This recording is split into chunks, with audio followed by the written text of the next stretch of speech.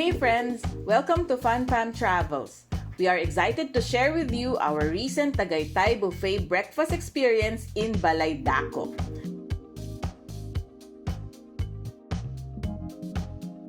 From Parañaque, it only took us about an hour to arrive at Balay Daco via SLEX. Exit Santa Rosa, then take the Tagaytay-Santa Rosa Road to reach Tagaytay. Balay Daco is on the left side of Tagaytay-Nasugbu Road near Starbucks Hiraya.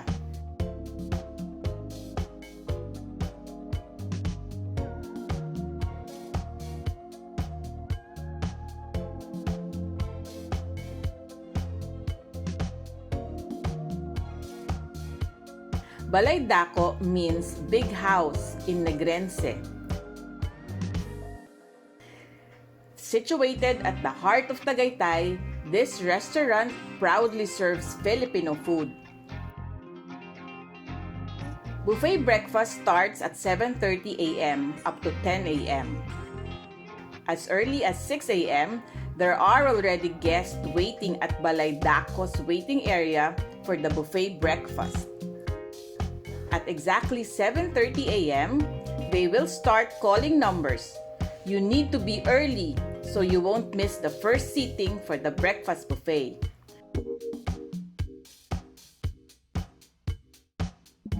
So while waiting for your number to be called, you can take a look at the Balay Daco's bake shop.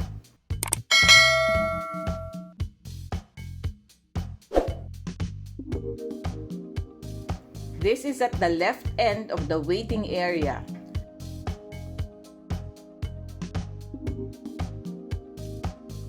Pastries, frozen meats, and other Balay Daco signature are available and sold here.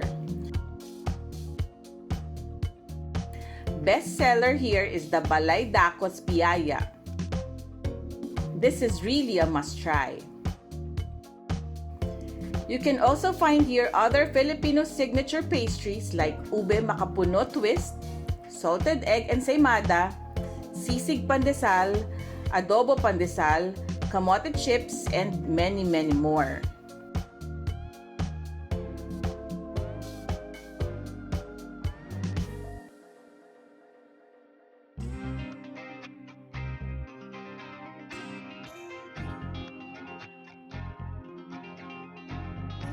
So if your number is called, you will need to go down the basement area.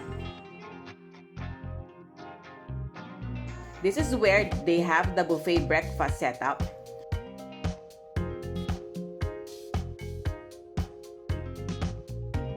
You won't regret this. The view below is magnificent.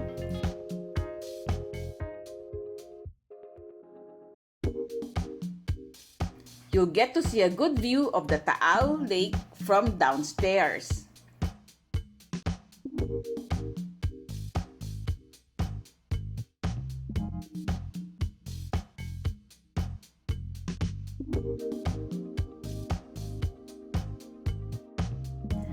So at the far end of the buffet area, you'll see guests lined up for the make-your-own omelette and fried rice. Grab a bowl and put all the stuffs that you want with your egg omelette and fried rice. From a variety of mushrooms, cheese, ham, bacon, beans, plus more. You'll be given a number and your make-your-own omelette and fried rice will be delivered to your table fresh. Buffet breakfast spread is huge here in Balay Daco. All Filipino food, and that's pretty impressive, right? All typical Filipino breakfast staples are here. You can choose between regular or garlic rice. There's also danggit,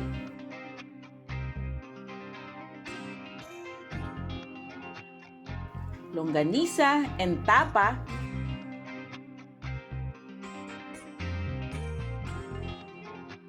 Fish and corned beef, sauteed vegetables, pork and chicken adobo, pork flakes, and bacon. So grab a plate and try all this. Balut and penoy are also available here in Balay Daco. If you are dining here with your kids, you can get them fresh milk and cereals too.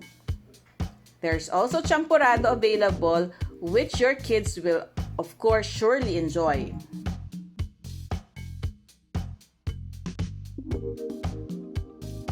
Aside from the main breakfast spread, there's a fresh corned beef which is a hit here. Balay Daco is famous for its fresh corned beef with cream of horseradish.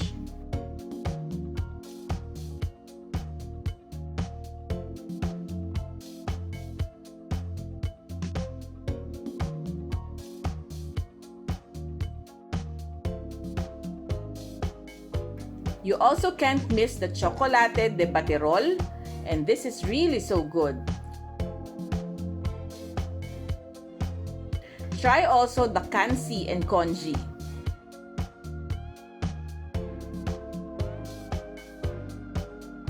Beverages, by the way, are also available. There are juice options, iced tea, iced coffee, and infused water.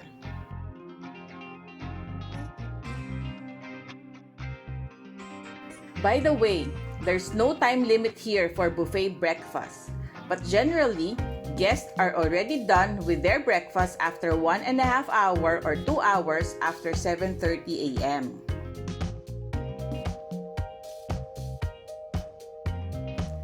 The ambience here in the dining area is just so conducive to having a good breakfast with the entire family. But I'm sure you'll be very full after an hour. With all this wide buffet spread here, you'll keep coming back for more.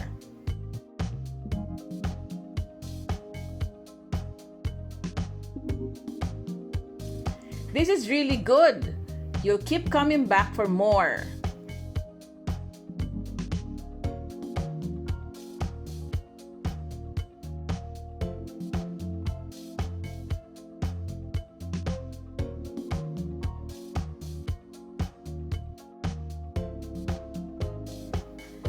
Good breakfast will never be complete without trying the classic Filipino desserts like kakanin here in Balay Daco. Puto Bumbong is available all year round. We don't normally see Puto Bumbong, right? If it's not Christmas.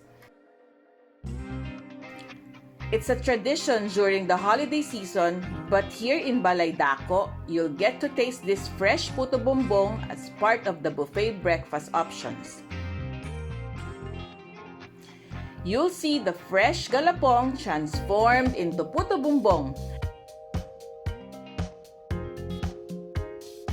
Top this with grated coconut, and to add sweetness, add butter and brown sugar.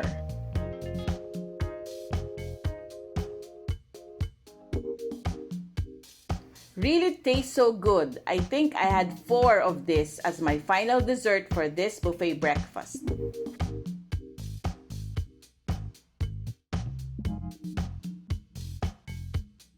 Kids will also surely love taho with arnibal and sago pearls, which is also available here in the buffet breakfast of Balay Daco.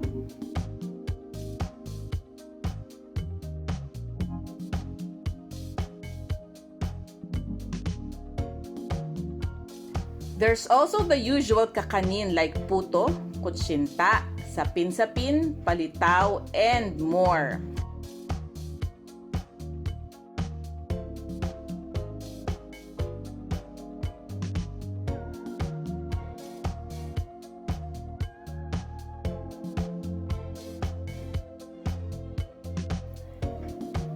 The must-try Balay Daco's Piyaya is also available in pastry section. You also need to try other pastries as part of the breakfast buffet, cheese bread, ensaymada, and more. Kapeng Barako is also a must-try here, plus the Baterol hot chocolate.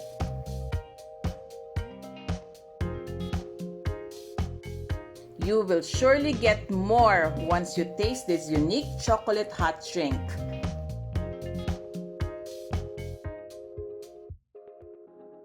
Aside from the very good breakfast buffet, all guests here can enjoy a good view and take photos of Taal Lake. There is an outside area where the Balay Dako sign is situated. This side of the building has a magnificent view of the Taal Lake. By the way, many guests actually prefers dining outside this outdoor area. However, in our case, we opted to go indoors since we are expecting a high heat index that day. Balay Daco's breakfast is priced at 1,200 exclusive of government taxes. If you have elders or PWDs with you, they get the 20% discount plus they are VAT free. Most of the guests here are really families getting the most of their weekends. A very good breakfast place serving delicious Filipino breakfast and not to mention the IG-worthy view of the Taal Lake. Parking though is quite a challenge here. Be here early so you don't experience the hassle of waiting for parking slot. For us, Balay Daco is a thumbs up, good food and good breakfast.